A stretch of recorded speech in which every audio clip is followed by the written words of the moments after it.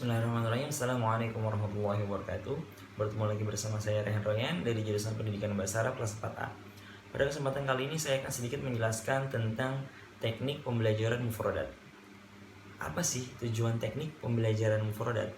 Seperti yang kita ketahui bahwasanya mufradat merupakan salah satu unsur utama dalam bahasa Arab. Kita belajar bahasa Arab pertama kali pasti dari mufradat atau kosakata. Dan setiap kalimat dalam bahasa Arab pasti terdiri dari beberapa mufradat. Jadi bisa kita simpulkan atau kita ketahui secara jelas bahwasanya pengajaran mufradat itu bertujuan supaya seorang siswa atau bahkan seorang guru dapat berkomunikasi dengan lancar dan baik dalam bahasa Arab dalam bentuk tulisan maupun lisan. Itulah tujuan pembelajaran mufradat. Kemudian di samping untuk mencapai tujuan pembelajaran mufradat tersebut, ada beberapa metode yang digunakan untuk pengajaran mufradat. Yang pertama ada menggunakan metode langsung, kemudian menggunakan metode alami, yang ketiga menggunakan metode percakapan, kemudian yang keempat menggunakan metode membaca, yang kelima menggunakan metode mendengarkan, dan yang terakhir menggunakan metode menulis. Itulah 6 metode yang digunakan untuk pengajaran mufradat. Kemudian ada 2 hal yang harus sangat diperhatikan dalam pembelajaran mufradat.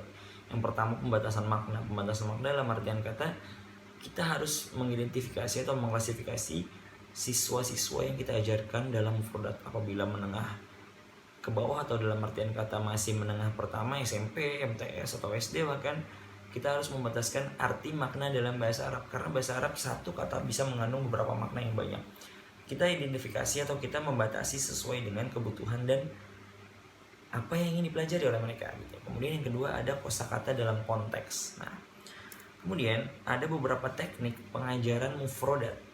Jadi di samping tujuan, kemudian hal-hal yang harus diperhatikan, ada beberapa teknik dalam mengajarkan mufradat agar pembelajaran mufradat bisa mencapai tujuan sepenuhnya. Yaitu yang pertama mendengarkan kata, yang kedua ada mengucapkan kata, yang ketiga menempatkan makna kata, kemudian yang keempat membaca kata, kelima menulis kata, dan keenam membuat kalimat. Jadi apabila kita berbicara tentang pengajaran mufradat, tentunya tidak akan jauh lari dari yang namanya kosakata.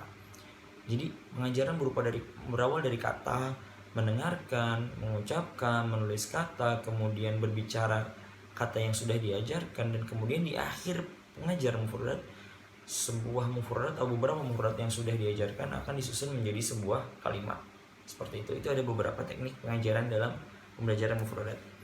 Mungkin hanya sedikit yang bisa saya sampaikan mengenai tentang teknik pembelajaran mufradat, karena seperti yang kita ketahui teknik pembelajaran mufradat itu sebenarnya gampang.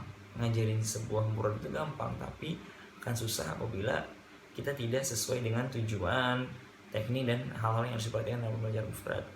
Mungkin kurang lebihnya mohon maaf.